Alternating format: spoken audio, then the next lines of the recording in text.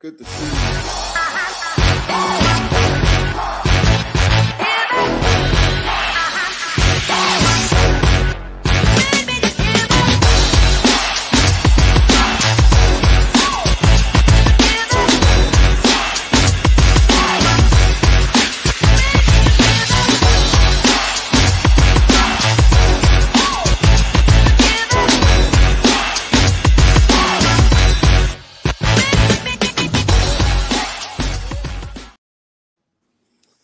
Hello, we are here for Magnificent Men in May. And I have another magnificent man, Pastor M Zidde Hamatheite. Did I say that correctly?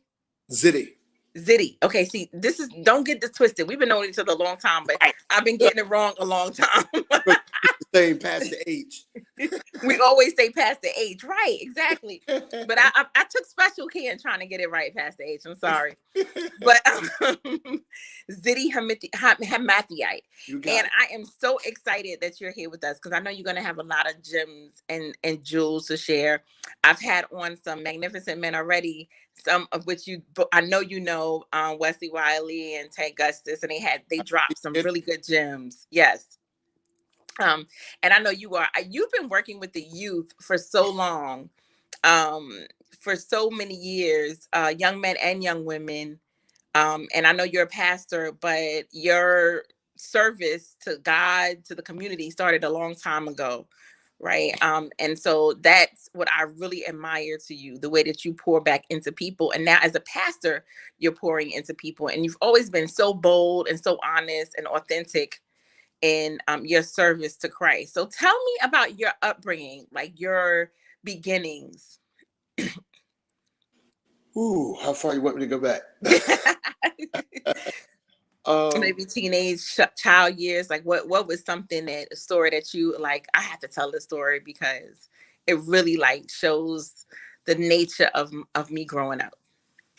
Wow. I guess as boring as it may seem to some, I've been a church boy all my life. That's okay. So I was in front of the people with my little sister and I and my cousins singing when I was about 5 years old, and wow. I got saved and became a junior deacon at 12 years old. I started preaching at 14 years old. Wow. And the interesting thing that I would say that leaves an indelible impression in my mind is how God allowed me to go to George Westinghouse High School, but then back it up, go to junior high school, 166 Gershwin, and preaching at 14 from junior high to high school. Wow. The one thing they know me for is always coming to school most of the time with a suit on. Wow, that was different. Yeah, especially in high school, not because I was a preacher that I was wearing the suit, but I literally started working at 16 after school at Carlton Nursing Home. Wow. And I would leave from high school, from Westinghouse, go to work from 4 to 6, and then get back on mass transportation and go to the church that I had to preach revival for, because prodigy preacher in the Baptist Church, and I was one of the only young preachers at the time that preached youth revivals. And back in the 80s and 90s, in the 80s, late 80s, early 90s, there was no such thing as 1 night, 3-night revival. It was 5-night revival. And you were there all night, right? Like you bought your sleep. All night. So I had the challenge of leaving high school, going to work, trying to find some way or another to sneak in to do homework, then go to preach, and start it all over again the next morning. How was that being a young preacher? Because I know, I think it's amazing at 14, but I'm sure it came with its challenges. So how was that?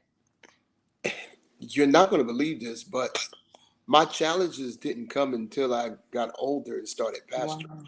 Wow. I didn't have any challenges as a young preacher growing up like these young preachers do now. actually, my heart go out to them because I don't know how to empathize with them Right. Yes. because I've never been a person of peer pressure. Hmm. There's a downside to that. That means everything I've ever done, right or wrong, I have to take the blame for it 100%. Right. Right. Right. So that's the challenge that I have now in trying to understand the challenges of young preachers these days because I didn't have those challenges. What I did have was it didn't affect me, I would say, psychologically, but what I did have was I had a lot of people who already had um, their own fixated ideas on what I was like without knowing what I was like. So I give you an example. Being young, Hmm. uh, I was raised by older people, so other older pastors. So I kind of looked like older pastors. I never wore shorts till I was 25. Hmm.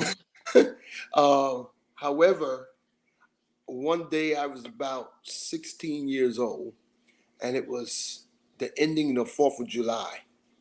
And I was on my mother's porch, and I took a firecracker and did something stupid for the first time. Where I wanted to see how fast I can throw a firecracker from my fingers before it exploded. Hmm. So I lit it through it, and my home church was literally across the street from my house. And the church secretary had just gotten out of the car at that time and said, is that Minister Zidde? Did you just throw a firecracker? So they had their preconceived notions of me, but didn't have any references Right. how young preachers should be, because I was one of the youngest preachers at the time that they knew. Wow. Amazing. I think the work of, that's interesting to say that your challenges didn't come to you a pastor like today, right now, because I think a lot of pastors are having challenges. And we're going to get to that because I think it's necessary to talk about since you've kind of been pastoring your whole life, right? Like, um, I want to get into also, you do a lot of work with different generations and different cultures, different generations, definitely. Um, Generation here, the youth, you work with the youth, young and old men, but you've also worked with some seasoned men with knowledge. What do you think some of the generational differences are today when it comes to men and their knowledge, the wisdom, some of the things they struggle with? What do you think that was, what do you think is going on there? What advice would you give? Before I give the advice, I have to state that I'm still going through it.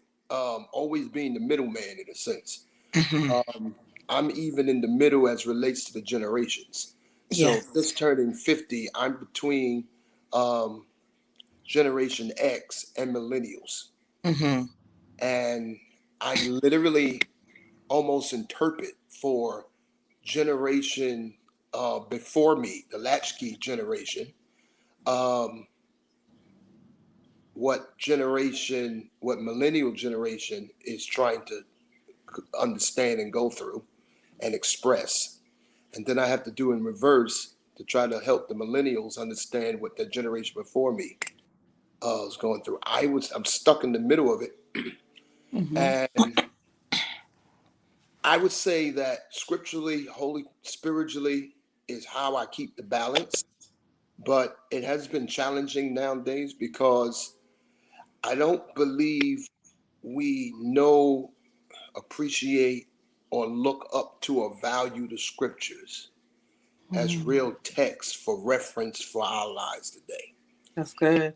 And so, because of the absence of that among the generations, the the generation before me quoted scriptures Hmm. but didn't live them. Wow. And can I rephrase that? They really didn't quote scriptures. They eisegeted scriptures with cliches, Mm. like the gospel according to I call Benjamin Franklin, which Hmm. is God helps those who helps themselves. Right, right. That's not in the scripture. If God had to help only those who help themselves, then what would be the What purpose? we need God for, right? He done helped me when I couldn't help myself. You Right, know what I'm right, saying? right. So that's the challenge. What I would advise folks, I don't even know if I can give advice in this, except to be led of God more so now than ever before, Mm-hmm. because all that we once knew as when we were growing up, that seemed so simplistic, so clear in Mm-hmm. church and outside of church, is so convoluted nowadays. Yes, yes. And so I guess the best advice I would have is get a one-to-one relationship with God. And I don't want to sound preachy right now. No, no, no, no. It's good though. I'll take that up later and open up doors of the church. But right now, Yes, yes.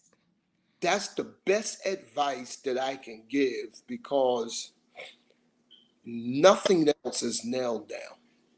Mm, I love that.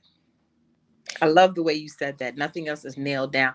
And that's so powerful. Wow. Because I do feel like that. I feel like my relationship with Christ, that's the set in stone. That is the stone. That is the foundation. That is it, right? And I think that's powerful, because I think that in this world where there's so many distractions, there's so many other things, ways that the devil is so cunning and shrewd, that our eyes no longer stay focused, right, on that foundation, on that, now all of a sudden we looking from left to right, and it's a trick from the enemy, because we forget that God, Jesus Christ, is our foundation. We forget that he is the nail, actually, right, that puts everything together. We forget who he is. And I think that's a struggle in today's world. Back in the days, we went outside to play. You know what I'm saying? Right. We might have had that duck game and Mario, but nobody Right. spent hours on that. Kelly. Everybody didn't have cell phones. We had Right. to interact with each other. There was no such thing as, I'm gonna let my children be free, and so they don't have to come to church on Sundays, right? Like, if you lived in a household where mother or father went to church, you had to go to church until you was out of Absolutely. that house, you know? Right. And I talked about this with one of the other prophets. So things have shifted in a way where it's kind of like, just do what makes you happy. I feel like I'm in this land, that I'm on this boat where the music is always playing. Just do what makes you happy. Are you happy? Just do what makes you happy. And so, that can be so deceiving, I guess that's why they legalize marijuana. Yeah, yeah.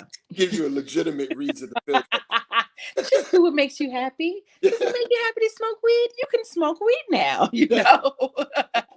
Everything is about, happy. And happy is such a word I hate, because it's a temporary feeling, it's nothing like the joy of the Lord. And we know that.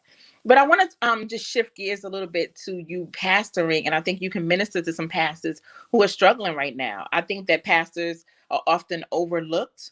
We've had recently, in the last couple, I think 5 or 10 years, so many suicides from pastors.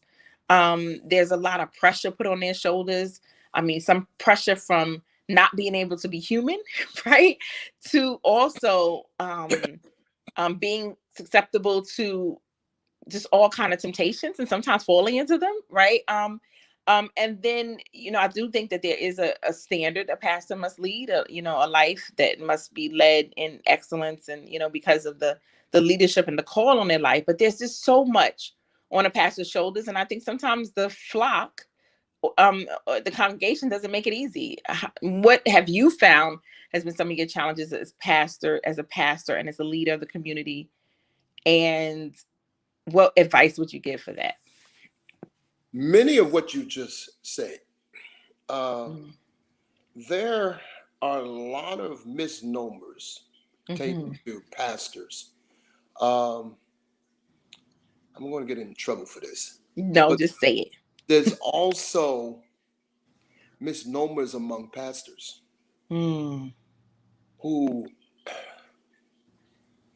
in other words, you can tell when they had no fundamental foundation of church, Mm-hmm. Mm-hmm.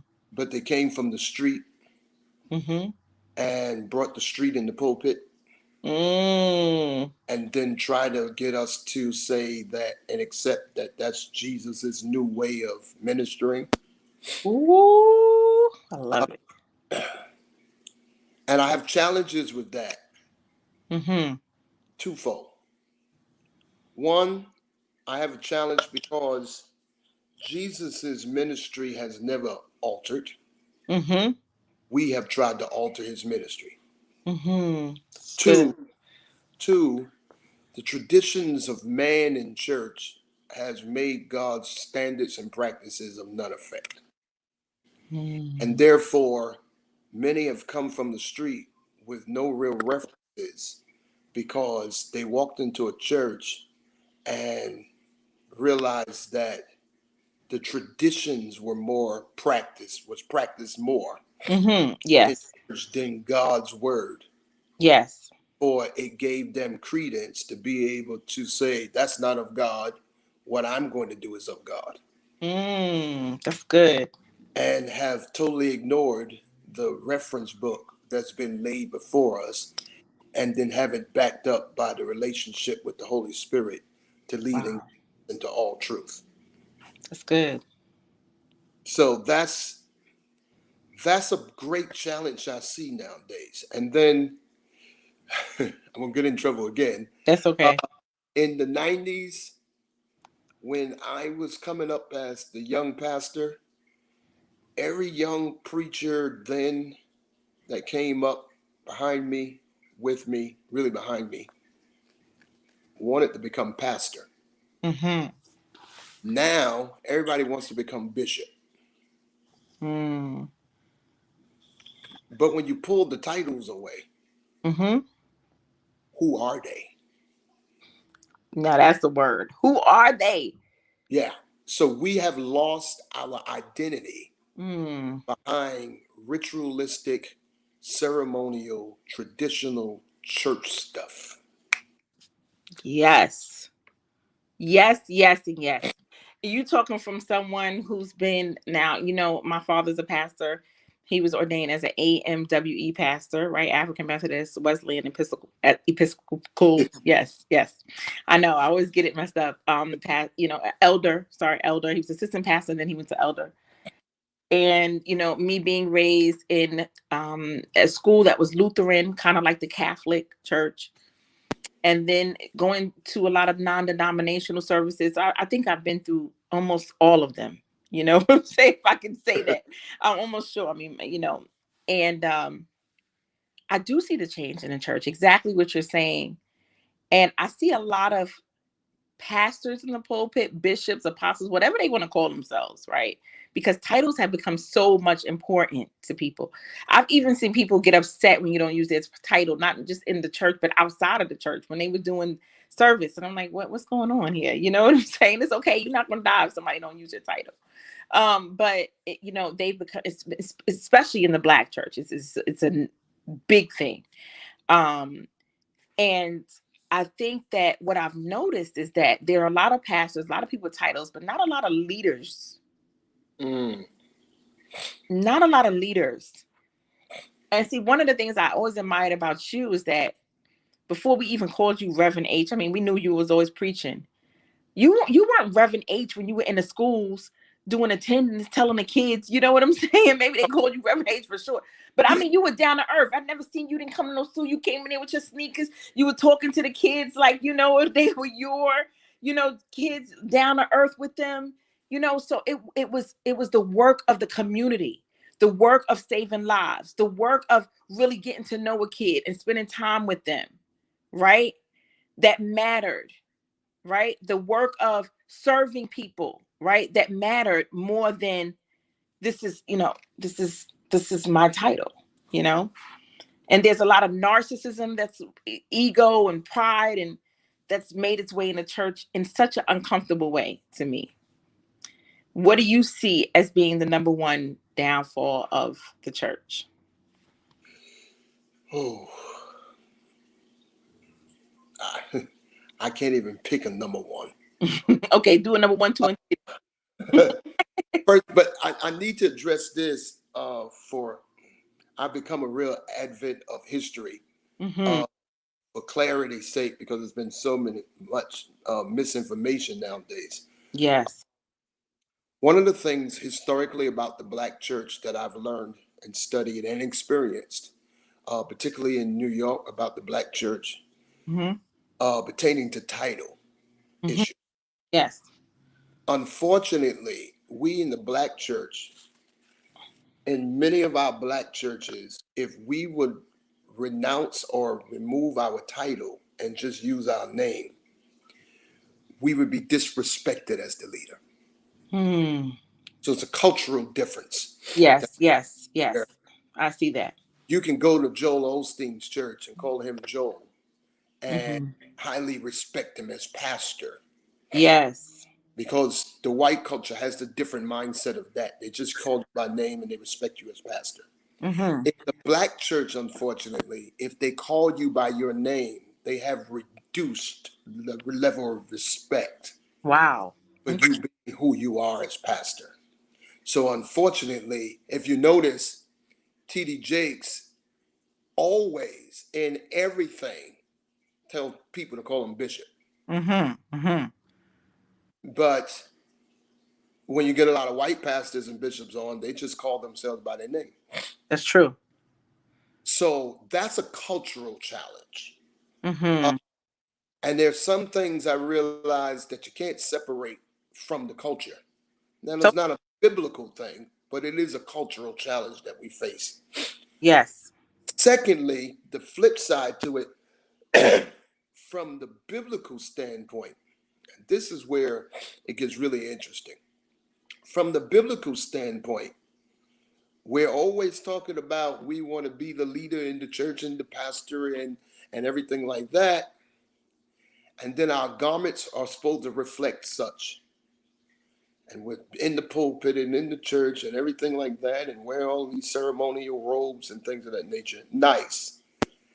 But there's nowhere in the New Testament where any of Jesus's disciples or himself was known by their clothing. Mm. So my advice, I might be off the question for the advice, but my advice as pastor to pastors and lay persons is we spend too much time and energy on how we're supposed to look in church Mm. versus how church looks in us. Ooh, that's good. That's good. And so that's where we have to get back to, because we have become 21st century Pharisees and Sadducees. And it's become sad, you see, Mm-hmm. where we're looking at the garments. We're spending all this money on garments. And no one knows the real person who's supposed to let the light so shine. Mm. So my being down to earth came about just walking in the light. Wow. In the example of what Jesus have set for us. Remember, he had to be kissed on the cheek to be pointed out. Mm. Does that tell you that he's been in their mix for 33 years Love it. and he had to be identified with a kiss? Mm. If we was going to be spotted out to be assassinated, all you need to do is get in front of some cameras when we get interviewed, Right. or when there's a rally or some type of whatever event, march, and you can hit every preacher you can find Right. because we all identify with our collars on and Mm. grass suits and matching ties. Yeah. I love that. I love what you said. I want to talk about the humanity of pastors. There's this often double consciousness, I'll say, that I deal with as a leader of Christ, myself, as a follower of Christ, as a servant of Christ. Because I deal with myself. I deal with my own humanity. So when I hear about pastors and these scandals, I feel two ways. Sometimes I feel like, oh man, like you know, you got to set an example. How we going to get men to really live right if you out here doing whatever you want to do? But then I also feel like, oh man, this is a human flaw. You know, this is something that some of the best of us have gone through, you know? What do you say to that? I always reflect back to the life of David. Mm-hmm. And Old Testament scripture also to the life of Samson. Mm-hmm. It's the bad rap in some sense. Yes. I think that Samson and David, they were as human can be. Yes. Yes. I love them both. But God called them both. Mm. So if we were to put them in the framework mentality of how we view preachers today, then we have to blame God for picking the wrong people. Oh, that's good. We are all human. Mm-hmm. The challenge we have is nowadays it seems like we flaunt our flaws of humanity, Mm-hmm. Yes. clergy, as if that's something to celebrate. Mm-hmm. We Good. are supposed to set the example first, but this is why church members have the problems they have with clergy, because we have allowed them to put us on a pedestal we should have never been on. Mm-hmm. We should always present ourselves as human who has a call from God, and that's why we were called yoke men back in the days, yoke men of the gospel. Have you ever heard that terminology? Because the yoke that's on us is the burden that we bear, Mm-hmm. because we're human preaching a perfected word to humans, and we have to preach about a non-human God Mm-hmm.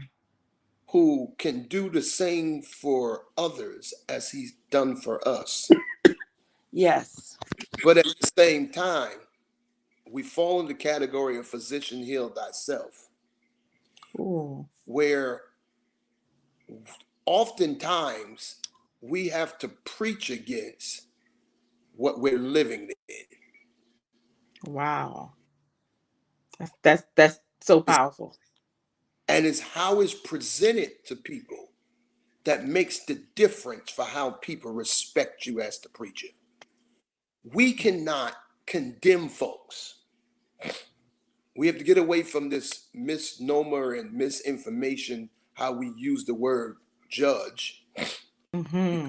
because we can judge, because Jesus said in Matthew 6, judge with righteous judgment.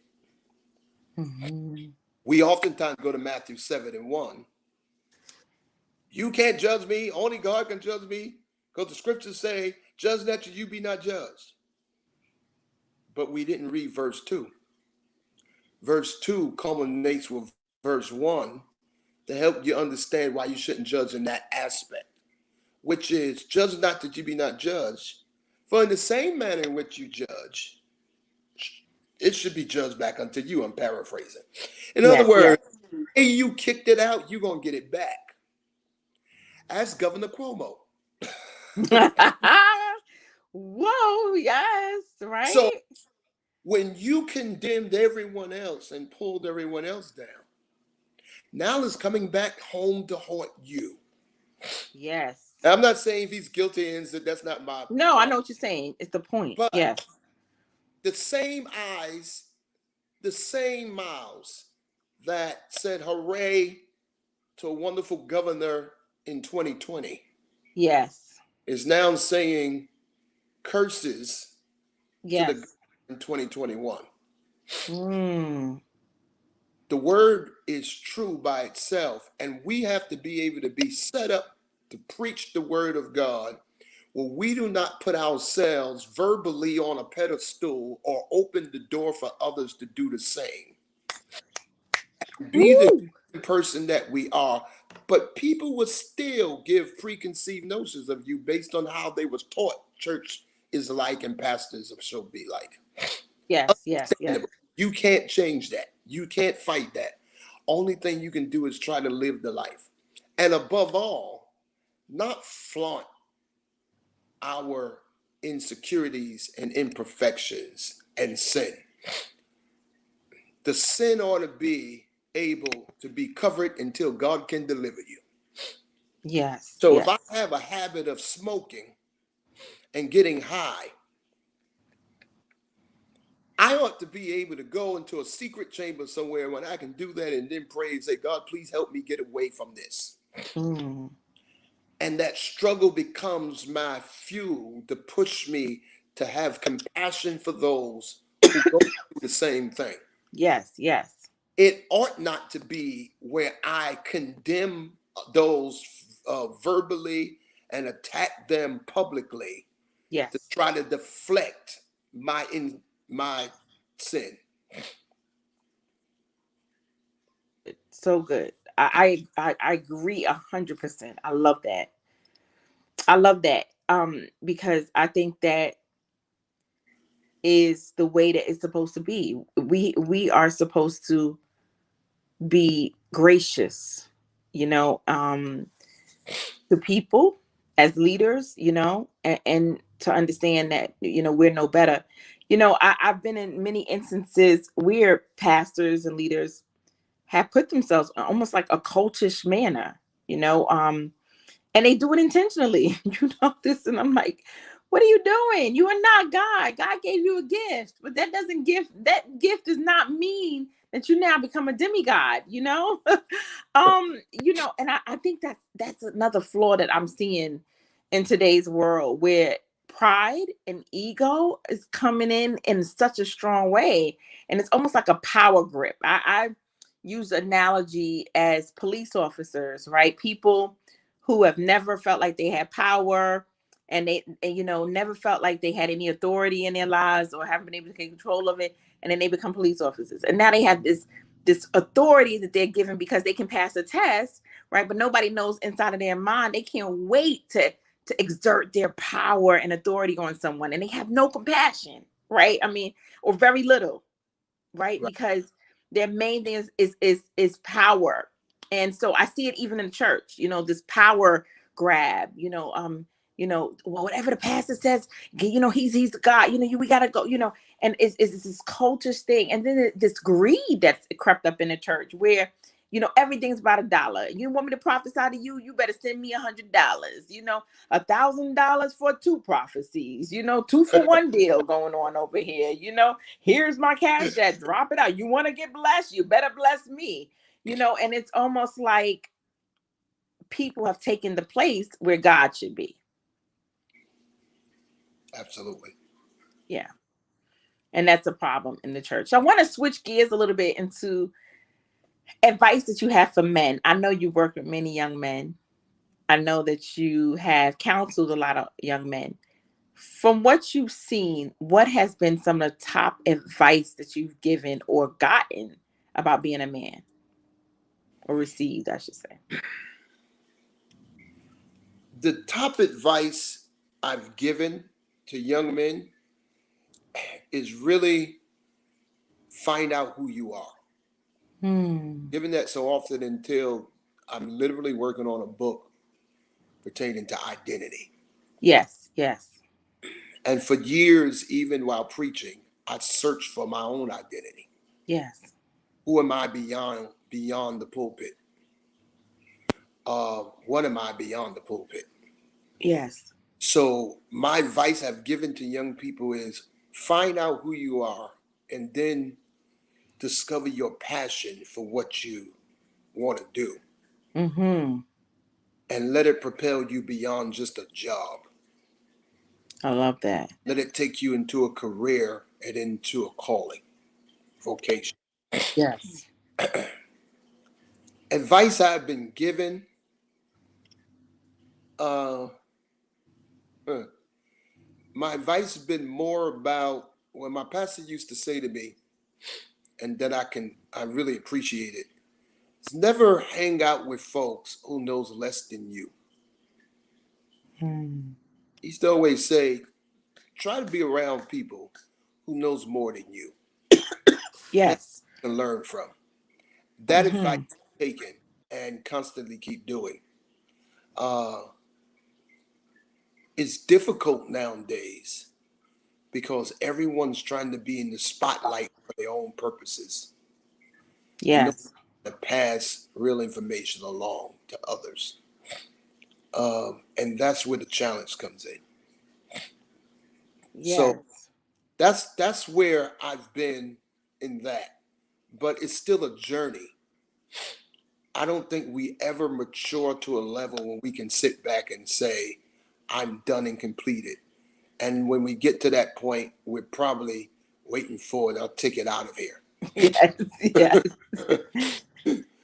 So that's pretty much it. I know that sounds kind of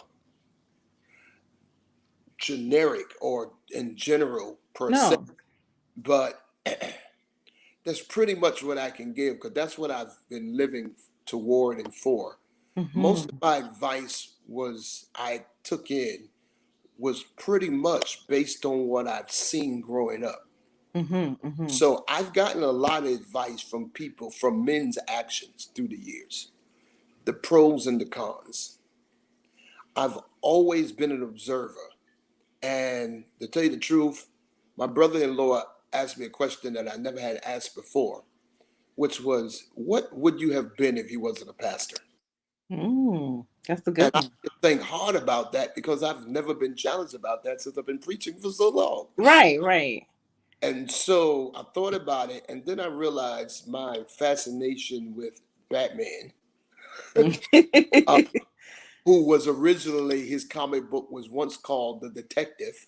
Then I discovered my connection to working with the police, which is funny you gave that analogy of police, because every time I go and meet the new recruits and they call me in to speak to them, I always give them the analogy and the compare and contrast between preachers and police. Oh, really? See, I didn't even know that. That was You God. That was wait a God. minute, you was all in it. And the power that we've been given and the awesome task and choice as to are we going to use that power over people or Yes. power to help people. And so that's been the challenge. And I thought about it and I said, you know what? I probably would have been a detective or FBI agent because Yeah. I'm always observing Yes. Yes. down to the small details of things, which I've discovered has gotten me in trouble at times and have hurt my feelings quite often because I pay attention to small patterns as simple as on Facebook, and I just became a Facebook person Yes. last year because of COVID. I've watched certain things where, say for instance, with clergy, when they would like everybody else's page except for mine in everything. Wow. Yes. Clergy member says, "Hey, my daughter sneezed today." They will like it. If I put up this flyer pertaining to this, I don't have not one clergy that liked the page. Right. Right. Right. I know that was real right there, but that's the details that I'm talking about in terms of watching for whatever purposes or reason it is. It can affect the individual as a human being. Yes. Yes. And then you have to know, what are you going to do with that? And one of the mistakes clergy have made, and church people alike, is trying to be so spiritual until we make people believe that there's small things that doesn't affect our lives and hurt us. That's good. Jesus said it's the small foxes that destroy the vine. Yes. So Yes. little things, and this is going back to when you was talking about with pastors committing suicide and doing everything. We bring to the table psychological challenges. Yes. Yes. And unfortunately, we never get counseled for them.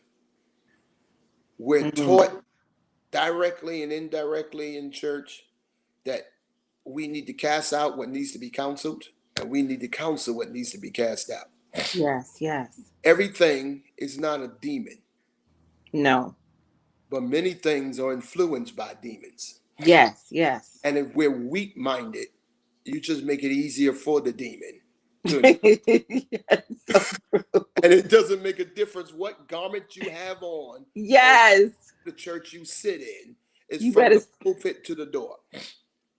speak that. Not only that, I'm very slow to blame things on any demonic thing. I'm like, God, where is it in me? Like, I messed up. I didn't see what this joker was doing. What is broken in me? You know what I'm saying?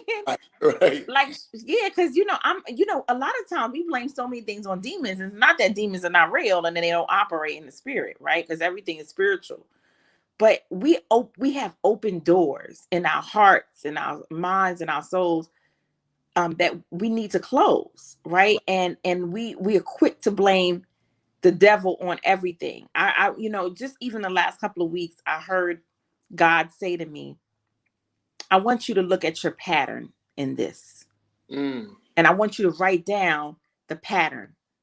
So that way you know when the enemy comes, which way he's coming, because you've left the door open. So every time you get hurt about the same situation, this door is the same door. They coming through the back, through the front, and through the side, but the door is the same, right? And so you've allowed this pattern. And I think it's so important as Christians, as leaders, as pastors, that we take self-inventory. Right. On what we are allowing. Right. Right. And we have gotten so lost in everyone else's psychological traumas, issues, until we sometimes unconsciously omit our own.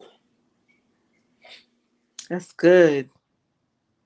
And That's good. A lot of times when we discover it, sometimes it's too late and it's gotten into the public's eye. And then we get looked at as hypocritical. Not always hypocrisy. Right. Just didn't know. It's ignorance. And sometimes it's the way we've been taught. Yes. If clergy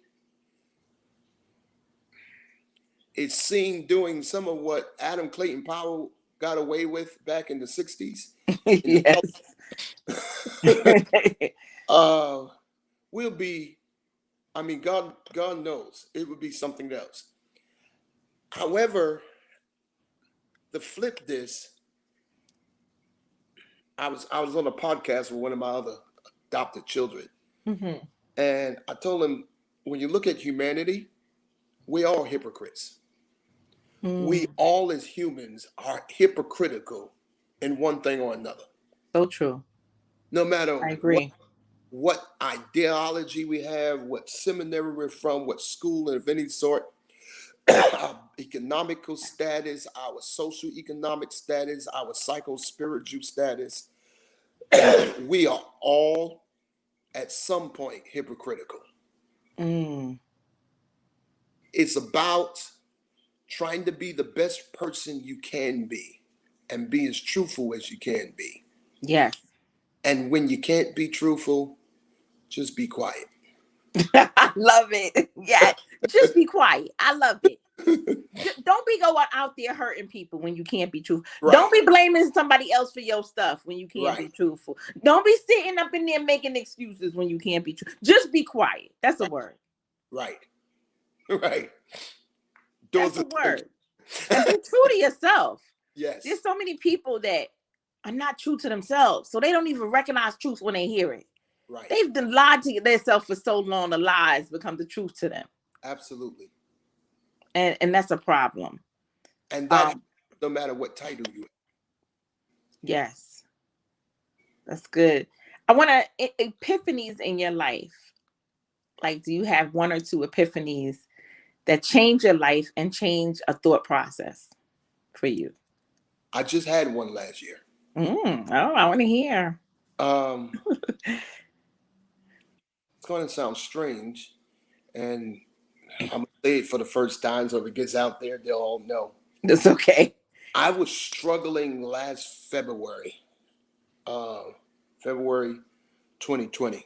Mm-hmm. My Achilles heel pretty much is, I believe when Jesus said, if your right hand offends you, cut it off. Yes. I don't have time to keep holding on to stuff that's being a weight. Mm. And if I don't see where I fit in the relationship, I'll pack my stuff and leave. Mm. I do believe in fighting for things. Don't Yeah, get yeah, me. yeah. Mm-hmm. I do believe that if it's supposed to be, that I'm going to hold on with everything I have. I got it. Yeah, yeah. But if it, it's going to, I see myself as Mr. Spock when I was, because I was logical and spiritual. Uh, if it's not logical, if it's not spiritual, Mm-hmm. and you're getting stressed and beat down and Yeah. attacked, and it seems like God isn't speaking, I get to the point Mm. where I'm ready to pack my stuff and leave and say I Yes. can do it by myself. Right, right. I felt like that in February of last year, Mm-hmm. where I was getting to the point of saying, I don't see what this is all for. Yes, yes. And then COVID hit the end of Wow. March. Wow. And the epiphany that came to me did not answer the feeling I had, Mm-hmm. but it fulfilled the question that wasn't asked.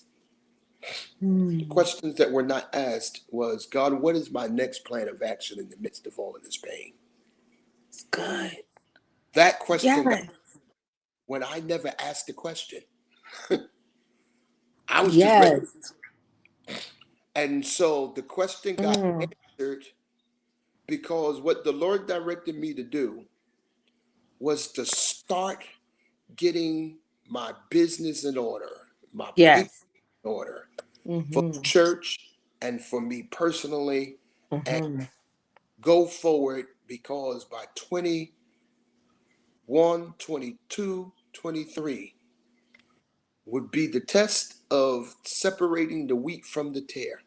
Yes. And if you're not prepared for what's going to be handed to us for the blessings post COVID, Mm-hmm. you're going to be sitting back in the shadows, still talking about what you could have had or wish you had, or still having church as usual. Mm-hmm. God has already snatched us from the usual church. He sure has. Yes. Yeah. Everything's changed after COVID. I'm glad you brought that up. I felt like COVID was an epiphany for me too. So that's funny that you say that. Because I'm a social person. Me and you both, you're social, people. And it was like rough for me sitting up every day, kind of like, okay, nobody's outside, and then looking at all the racial injustice, kind of triggered me. And I just had to ask God. It made me look over my life and look at the promises of God and be like, God, these are the promises I need fulfilled and I don't see it.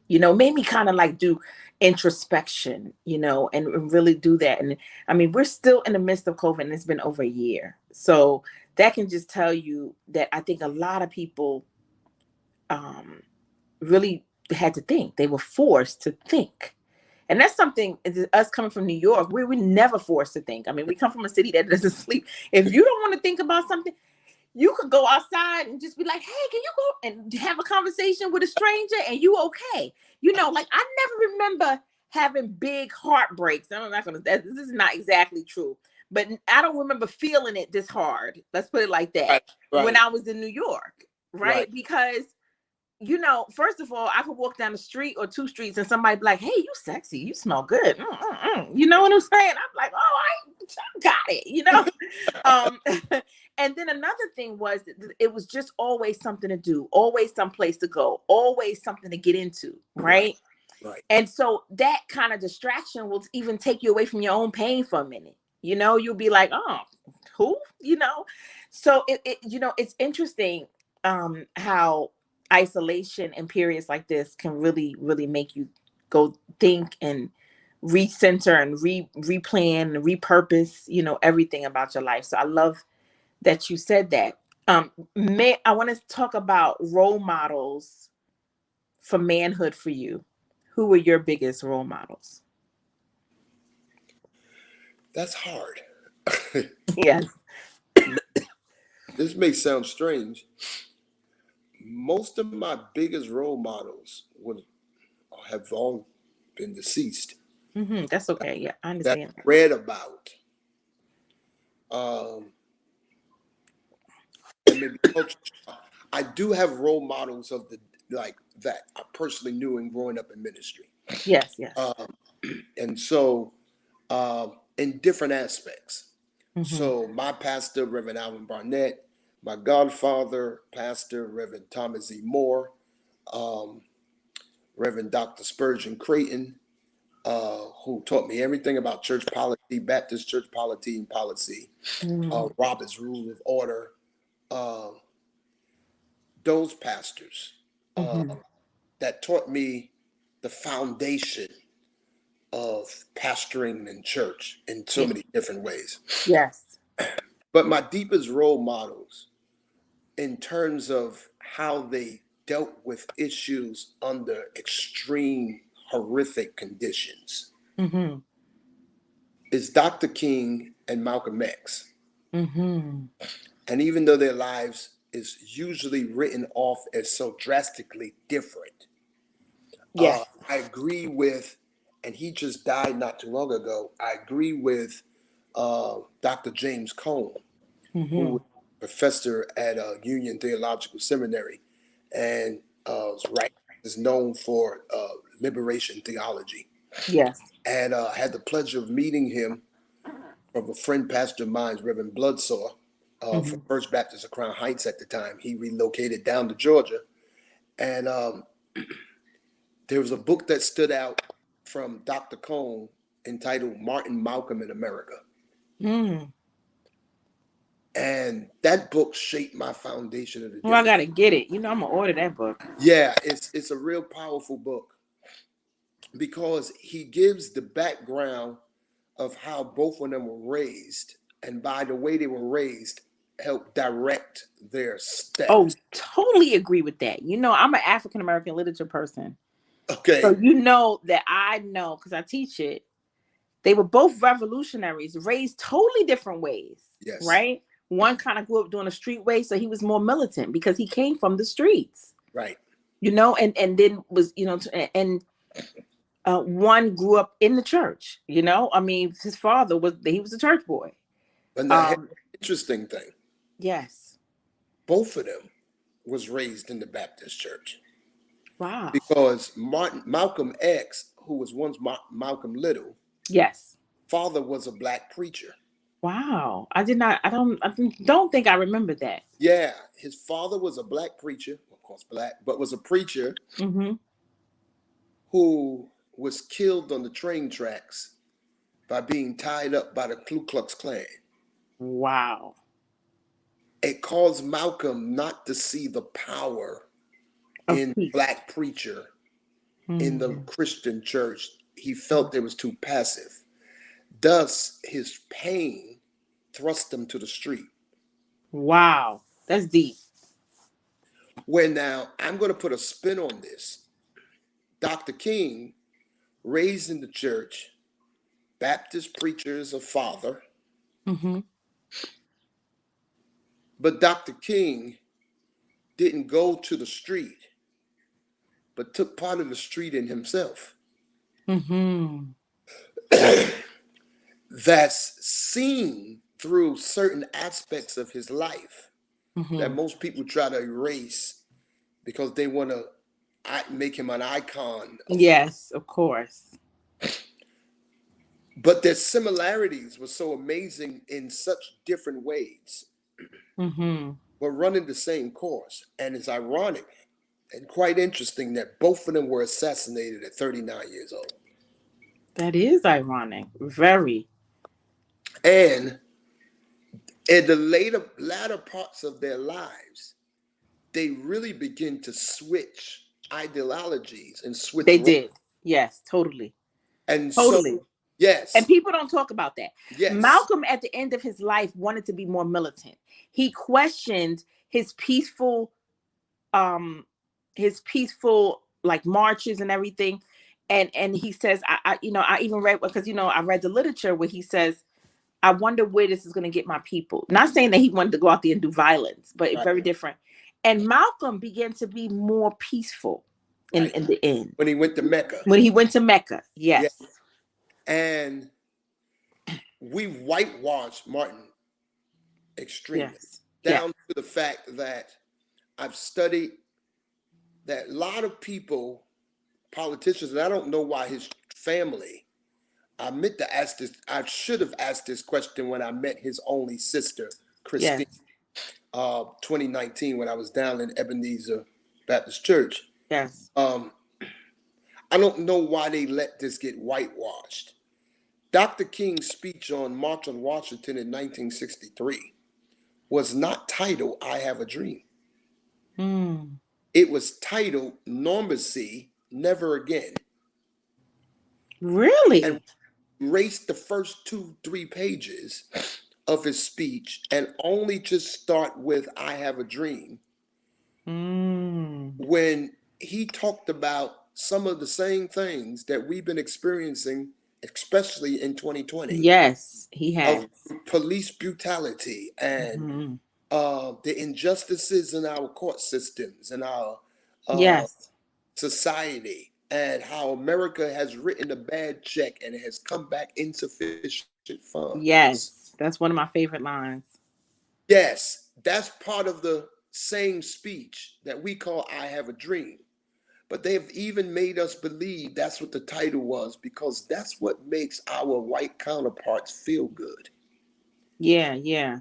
And we keep giving this misinformation to pacify those that doesn't look like us, other than dealing with the real truth.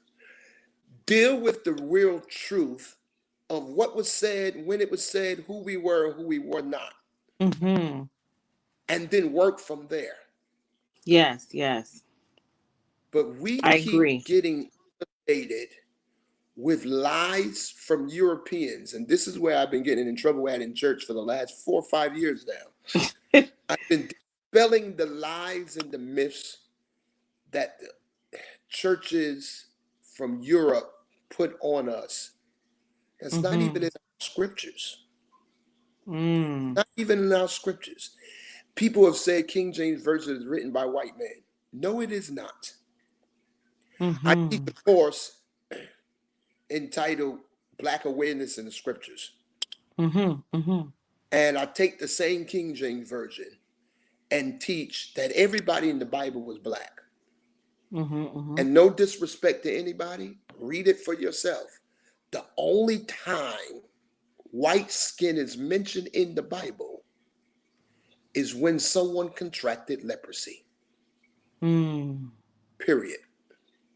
Now, if a white man wrote that Bible, you think they would have left that in there that way? I love the fact that you studied like the black people in the Bible. That's something that my father does. He's always like teaching that there were black people in the Bible. I think the Bible is of course written for everybody, but it's we try to whitewash it, even with pictures and everything. I just hate seeing the 12 disciples. Everybody's white with blonde hair, Right. I'm like, come on. If anything, somebody in there was Asian and Chinese and Spanish and a couple of black people. You know what I'm saying? It was a sprinkling of the cultures. Stop it. Because I just don't believe Jesus would have disciples that were all one color, from one place, from one culture. Our color historically wasn't, the other colors wasn't completely at the time. Right, right. And so we see the scriptures and everything else pertaining to God and church, especially through the black church, white church too. We narrate it through the lens of European views only. And that's an American thing. We do that with everything in America. Yes. Yes. Even down to how long Jesus was in the grave, or how many hours he was on the cross, the days he was on. We have westernized it so much. I have read books where theologians try to say that Jesus was crucified on Wednesday or Thursday, just to try to fit in that he was in the grave for 3 days and 3 nights. It's not set up on the western side of the world's calendar or time. Eastern side of the world only had 12 hours in a day. And then you got to factor in the Sabbath, which came before 6. At 6 o'clock, that was a new day for the Jews. Wow. He was in the grave before 6. Yes. And so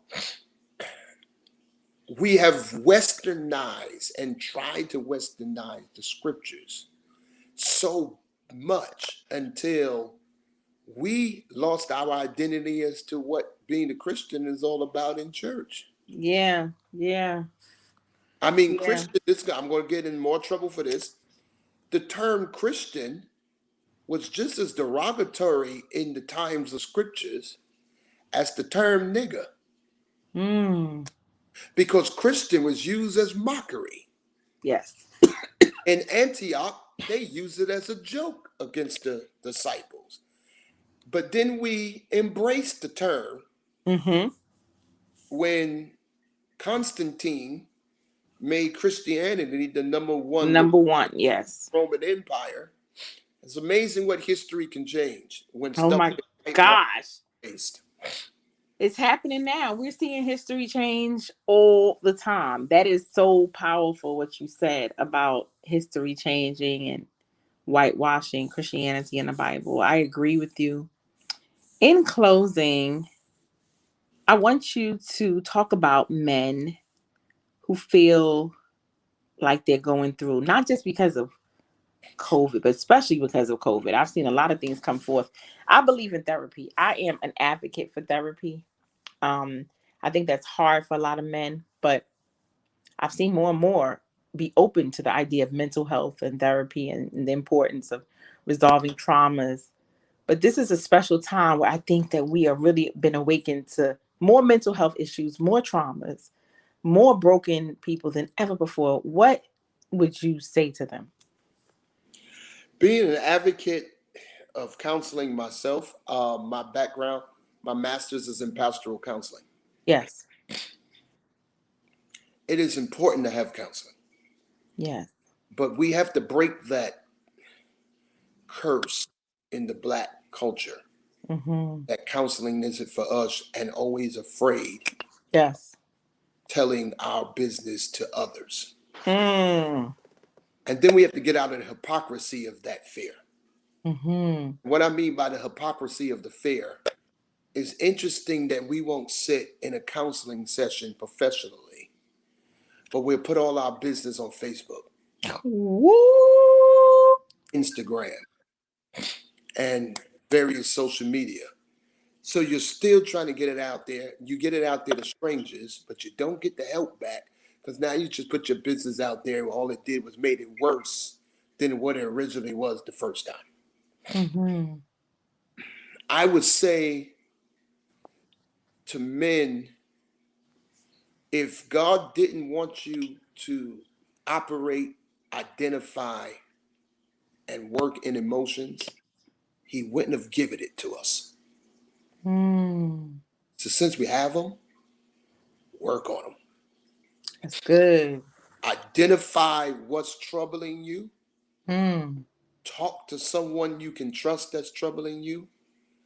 And we kind of relegate this to just women. When I say this, write it down. One thing I would say about our white brothers and sisters, when they have hell in their lives, they put it in a book. They sure do. And they get paid for what they've been through. Yes. All we do is talk about it to somebody. And usually to somebody who's just as bad as we are. Right. So where is it going? Seek the help. And don't stop till you find it. I love that. You're afraid to seek the help. Knock, and the door shall be open. Yes. But Jesus didn't say how long you had to knock before that door is open. You know, I just got to interrupt you and say one thing because that's so powerful to me. don't just go after what feels good. Don't just go after, the addictions, right? Right. Don't just chase the whatever's making you whole for the moment, right? Chase the healing Right. as much as you chase that Absolutely. thing, Absolutely. whatever that thing is. Absolutely. And we all have a thing, but I just heard that in my spirit when you were talking, because so many times, in this world, it's like we see it all the time. People chasing after the money, they chasing after the women, right? They chasing after things that make them happy. They chasing after the drugs, right? They chasing after the lifestyle. They chasing to look good, chasing to make sure everything is right. But we don't chase that healing. Right. We don't chase that wholeness. We don't chase, going to try to knock and find that person. If I would have stopped after the first therapist I went to, I wouldn't have been whole today. But I knew that there was going to be somebody out there to me that was going to get to that place in my spirit, right? That was going to help me become whole. Right. Right. And so I went through a couple of therapists before I found the one for me. I mean, at least 5 or 6. And it was like 2 that I really remember that helped me. One of them was like, I want you to come. I didn't have any money. I was going through a divorce. I was destitute and broken. And I said, listen, I can't come anymore. I don't even have the copay to pay you. He said, just come. Don't pay. I just want you to come. I remember that man, white man to this day, and Wow. he helped me. And then when he didn't help me, there was a black woman. I said, I needed a black woman to really get into me. She got into me. What have you allowed in your life? What boundaries have you set for yourself? What past traumas are you still trying to get over? Why are you still mad about stuff you can't control? She got in my gut. And it was a hard punch. It was like, every week. You know what I'm saying? But I was chasing after my healing the same way I was chasing after them dudes that I thought was gonna love me right. The same way and I still do it to this day. Because if I feel like I'm not whole, I will call her in a minute. So I think that's something that everybody should do. And it has to be a breakthrough to that Mm-hmm. point. It has to be a breakthrough because oftentimes men gets vilified for what they chase when underneath they're chasing in ignorance of the void that's missing. Ooh. And they can't identify what that is. And so therefore it becomes like the dog chasing his tail or chasing the tire. Has no clue what it's going to do if it catches it. Ooh, I love it. Ooh, So, that's good. That's good. so therefore, because we have not been challenged, and I've been challenged through the years in counseling sessions in school where things didn't open up in me to realize that it was a void until the right question was asked. Yes. And I didn't know it was even a problem in me Yes. till I heard the question. Mm-hmm. But oftentimes men are never in the circles to hear the right questions. Ooh. And so therefore we're on a search and a hunt for an idea of what manhood should be like That's good. without a clarity as to who we should be individually. Mm-hmm. That's powerful. I think that's powerful. That's a golden nugget right there. I mean, and I think it's so, you're right. You said something that I just can't forget. You said sometimes we're chasing after this thing and we want it, right? And then when we get it, we don't know what to do with it, right? We got it. And it's an uncomfortability being outside of, a place where you feel like you want something, then you acquire it and you don't know what to do with it, right? Right. So it's still a process you must go through. Even when you found your healing, the process that you have to go through to get to that place. And I think that I love what you said. It's a journey. It's always a journey. It's not, I think people think it's 1, 2, 3. I got it. Yay. No, it's 1, 2, 3. Oh, wait, 4 is over here. Oh, okay. You know what? I see 10, but I need to figure out how to get through 5, 6, 7, 8, 9. You know what I'm saying? Right. So I love that. Yes. I mean, I love everything you said today. I love your wisdom. I want to thank you for your service, for even pastoring when it's been tough and rough and you wanted to quit. I know there was days you wanted to quit, but God has sustained you, and he will continue to sustain you. And I love the service you do for your people and your community, because you are a man of the community. Tell people where they can find you. I know you're not a social media dude like that, but just, I'm getting better at it. Okay. We are on social media, the church. We're at Wayside BC on YouTube. You can look us up we're revamping our website. Yes. So we're getting some help on that too. So we'll launch that soon. We're on Facebook. I'm on Facebook at M Zidde Hamatheite, and then the church is on Facebook at, I forgot what it is, Wayside Baptist Church, Brookyln. Yes. That's how you'll find us. Yes. Now, have you opened the doors yet, or are you still? We've been open since July, second Sunday in July of 2020.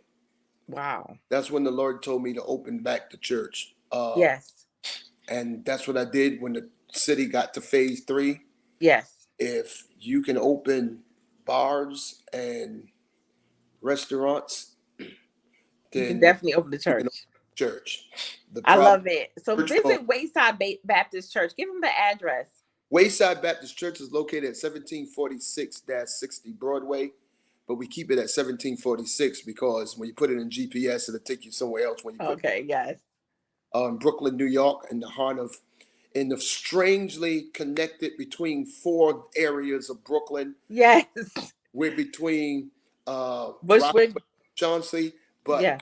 The neighborhoods, if you go to the left from Broadway, you're actually in Bed-Stuy. If you go to Broadway, you're in East New York. If you cross the street on Broadway, you're in Brooklyn. And if you go through the parking lot on the other side, you're in Ocean Hill, Brownsville. That's so crazy. I didn't even realize that, Reverend Ames. You told me something I didn't even know. Yes. So I could be in 4 different places, 4 different spots of Brooklyn just by going away, so I can go across the streets. You know what I'm saying? I love it. The Garden of Eden, where there's 4 rivers streaming. Yes, amen. Well, that's spiritual. Them rivers need to come right on through Wayside, the spiritual rivers, Amen. Blessings to you and your congregation. Thank you for joining us today, you guys. We have so many more magnificent men for this month of May. Stay tuned. Watch us. If you can't come on at 6 o'clock-ish and you're busy, replay. Go to YouTube Live. I have all my videos up there. I'm going to be putting clips of these videos up there so you guys can catch some of these great nuggets. Thank you for joining us. Have a blessed day.